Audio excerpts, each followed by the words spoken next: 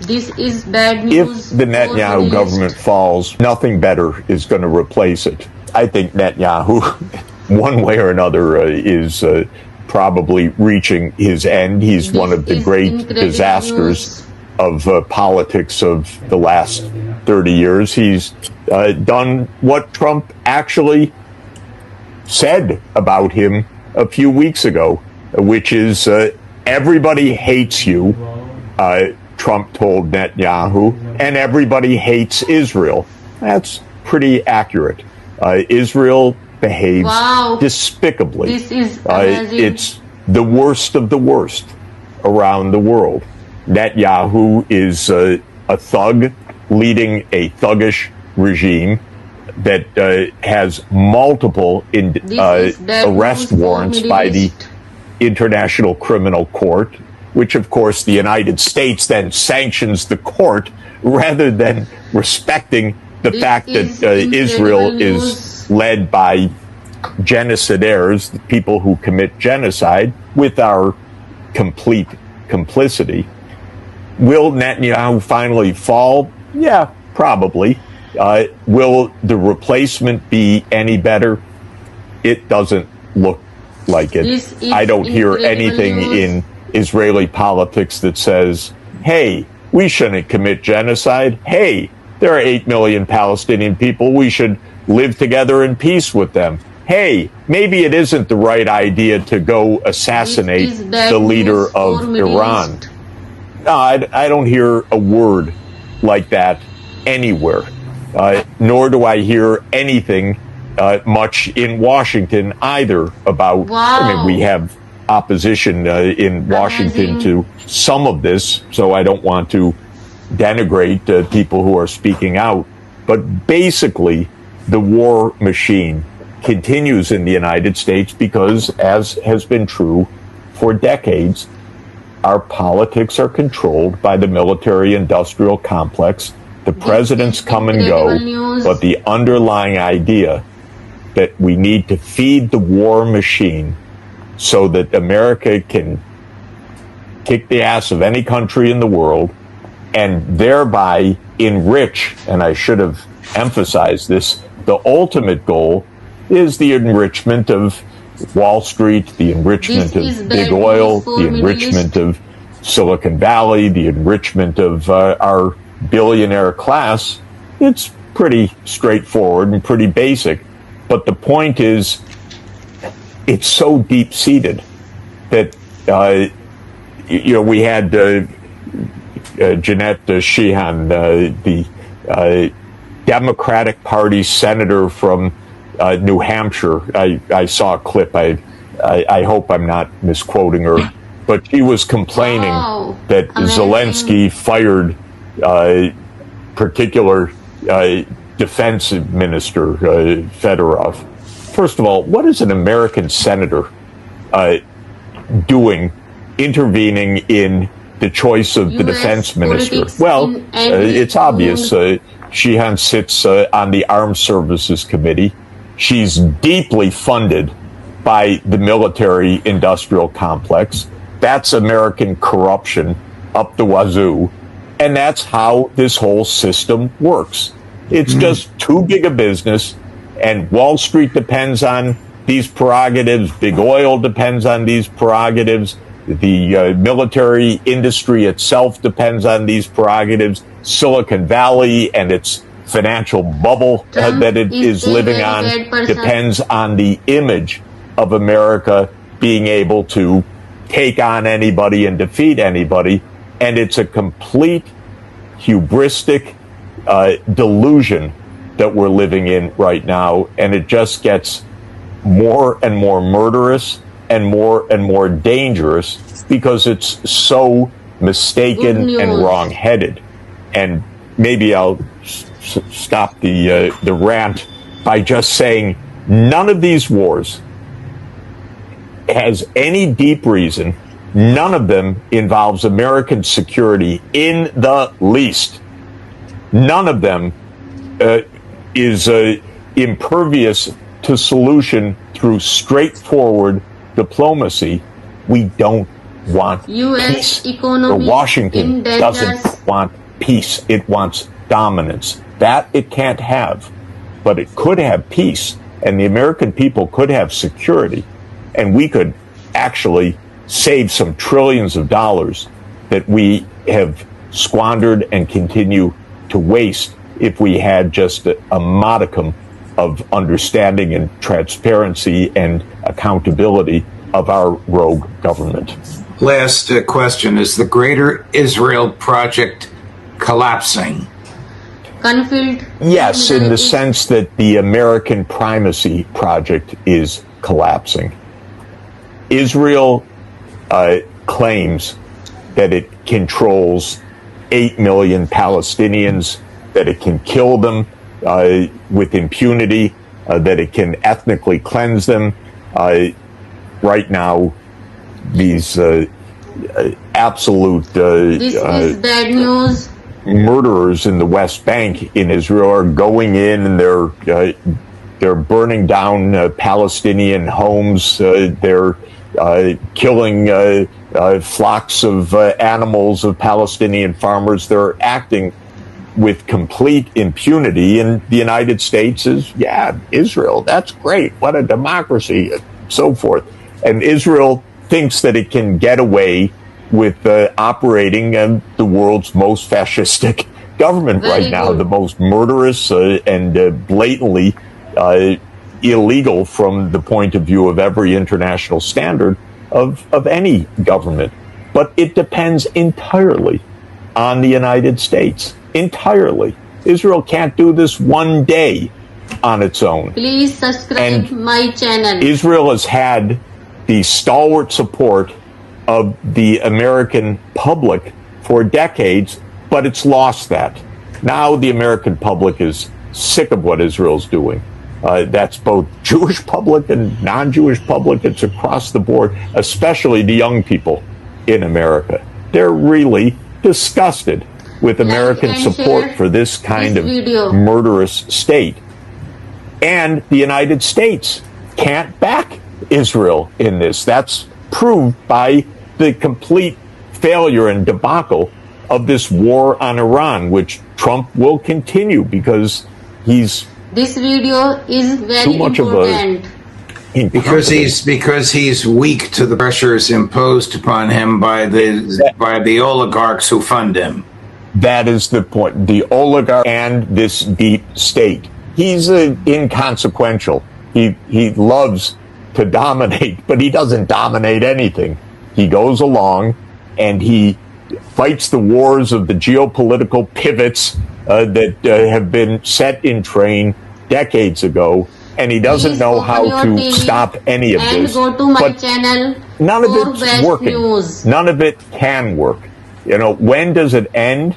Well, unfortunately, and we just have to acknowledge this, in a world of nuclear weapons, it's just always possible that this imbecility ends up with something far more catastrophic and horrific than we can really fathom in our normal conversations and normal life.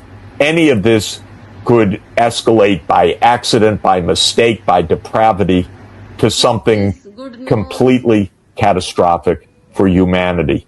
That's the main reason why we should stop it all today. But even aside from the catastrophic possibilities, none of this works. Israel is not going to be, quote, Greater Israel. Israel is not going to rule over millions of Palestinian people in some kind of genocidal state. This is coming to an end because the publics in the United States hate this.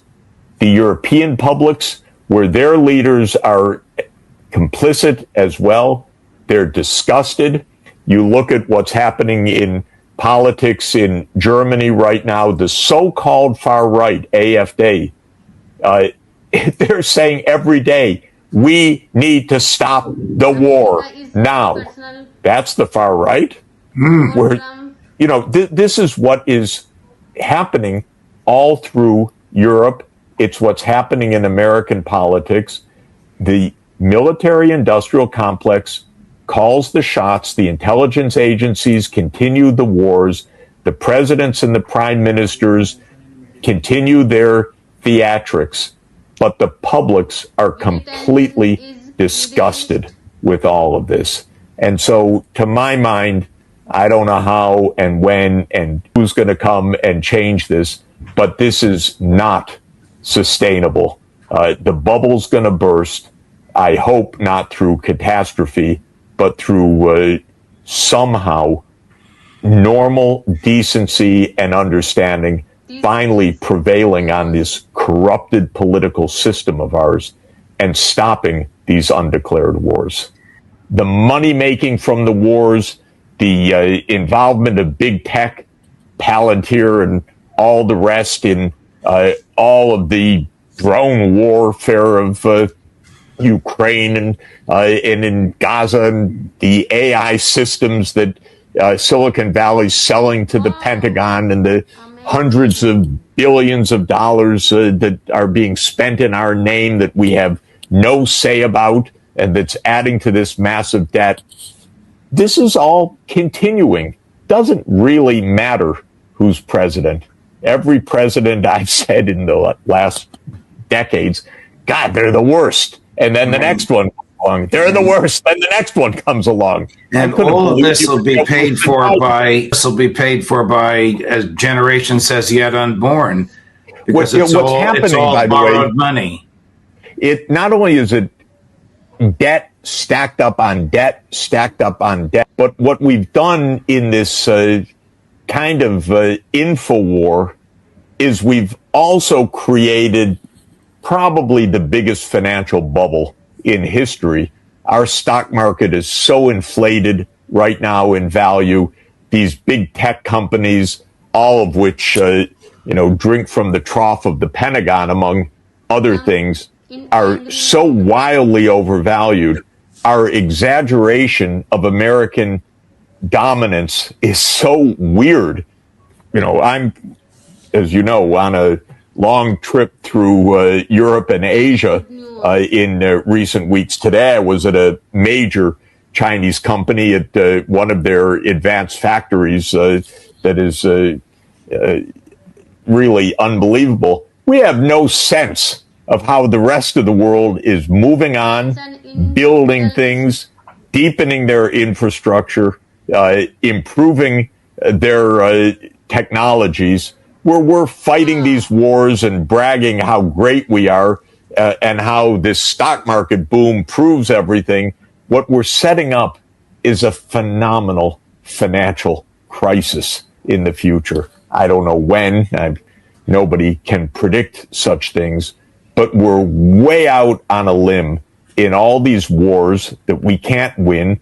Trump does stop anyway. It would take an extraordinary president of great capacity to actually end these wars. And Trump is obviously not a person of any capacity. He is, as I say, he's the perfect channeling of the greed and corruption of the military-industrial complex. So he's, in a way, the perfect emblem of all of this. And we're just building up a massive bubble, a massive amount of debt, unwinnable wars, and no sense and truth about what's happening, because exactly as your opening says, these are undeclared wars. We are not told anything about the motivations that have contributed to this for 30 years. And this is where we are, Judge. It's quite remarkable. We prove the famous adage of Henry Kissinger, his famous quip, which is a tragic truth, that to be an enemy of the United States is dangerous, but to be a friend is fatal. And so in Ukraine, we backed a coup that would bring in a government that didn't want neutrality, but agreed with the American idea of NATO membership because Ukraine was deeply divided. The president back in 2010 to 2014, Viktor Yanukovych, said we should be neutral. This is very dangerous. Look where we are geographically. We're right next to Russia. We're between Russia and Europe. We got the United States meddling. We just want to be neutral. But of course, the United States doesn't believe in that. This is a geopolitical pivot. We need to take Ukraine. So we sent all of these minions, my current colleague Victoria Newland at Columbia University, to hand out cookies in the demonstrations, but she handed out vast sums of money to the Ukrainian backers of a coup, which took place on February 22nd, 2014. And the idea is we're going to bring Ukraine into the American power projection. That's what Brzezinski tells us. And he tells us that America can't resist this. That Russia can't resist this. America's all powerful. We have the technological dominance. No one can resist us. We have the biggest economy in the world. We have the biggest financial system in the world. We are so powerful that Russia will have no choice but to give in to these American demands. He writes that in a whole chapter. And what he also says is, we're going to annoy the hell out of Russia, out of Iran, out of China, but no American president, no American government's going to be so stupid to allow those three to get together. Okay, Brzezinski was wrong on every single thing he wrote. Of course, Russia has resisted, and it resisted to the extent of war. Same with Iran. It doesn't just give in one day because the United States bombs it and kills its leadership. Amazing.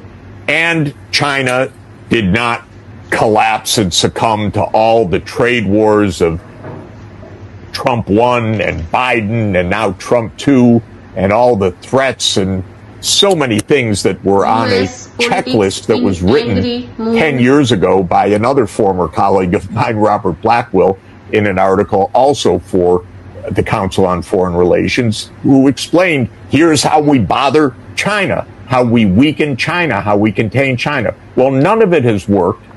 But in the process, of course, the United States has created enemies everywhere, and none of it's gonna work.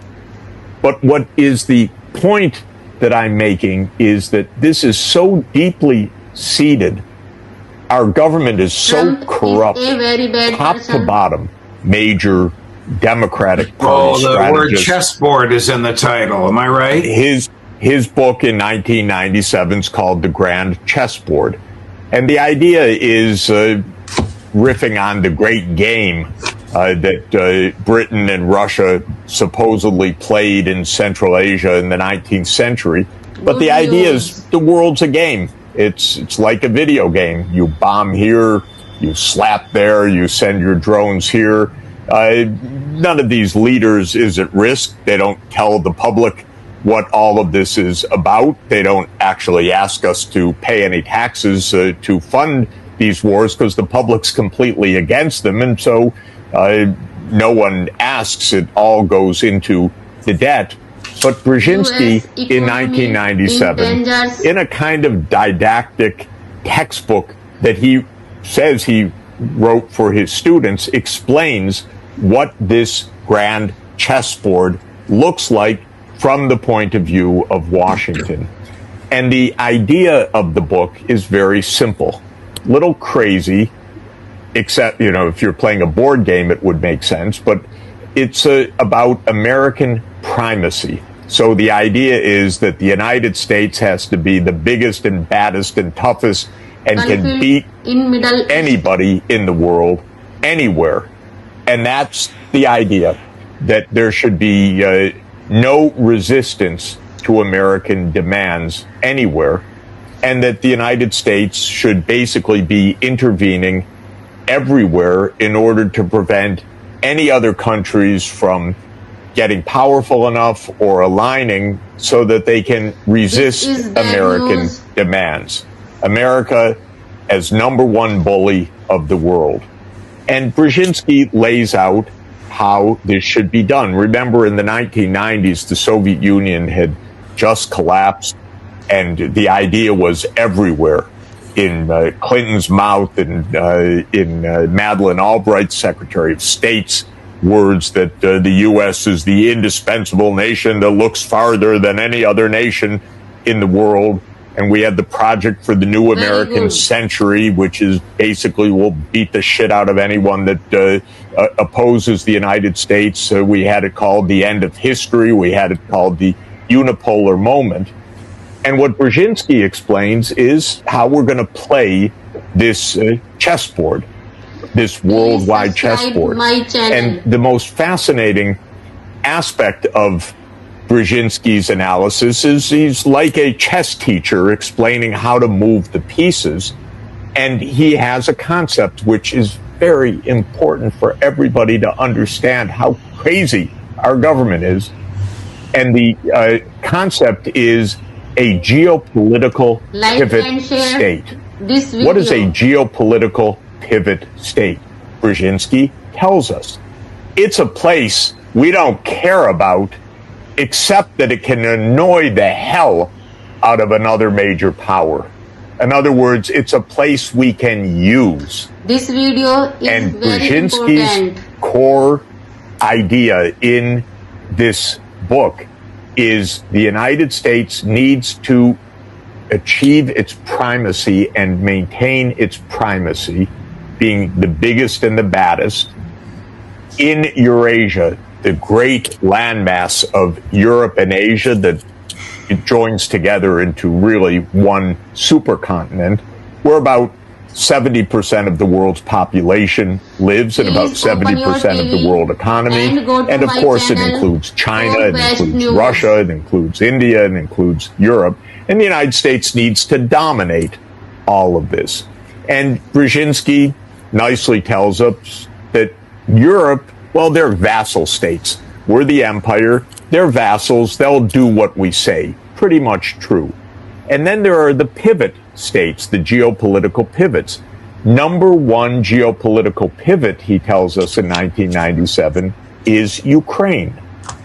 If we control Ukraine, Russia ceases to be a major power because Russia's blocked from its entry into the Eastern Mediterranean. Russia can't project its power.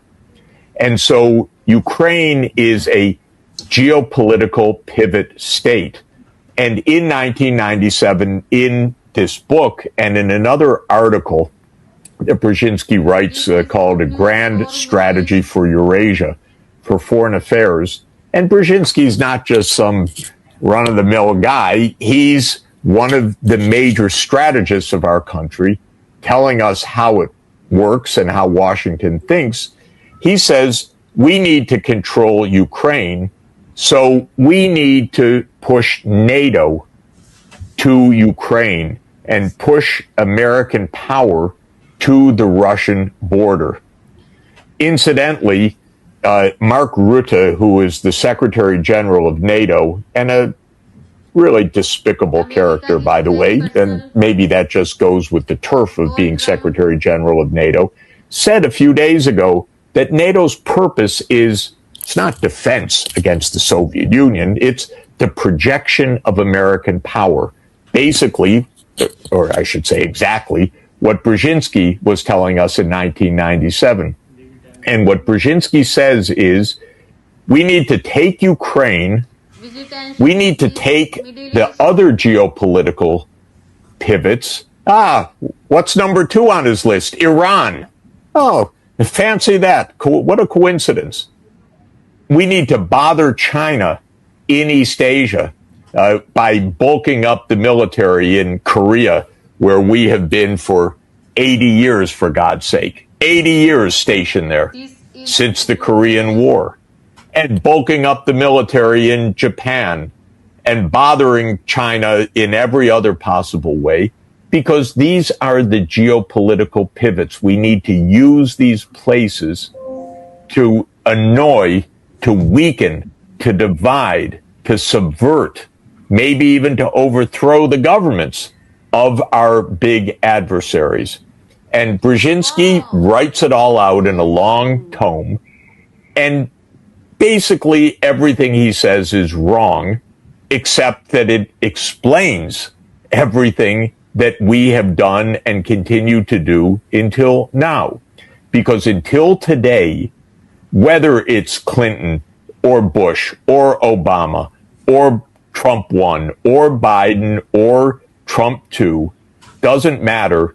The name of the game in Washington is we're number one. The military-industrial complex will be fed fully, gluttonously, to the maximum extent to keep that dominant power, that primacy, and will fight anyone, will subvert any government, will use any geopolitical pivot to do that. And we get all these countries into horrific trouble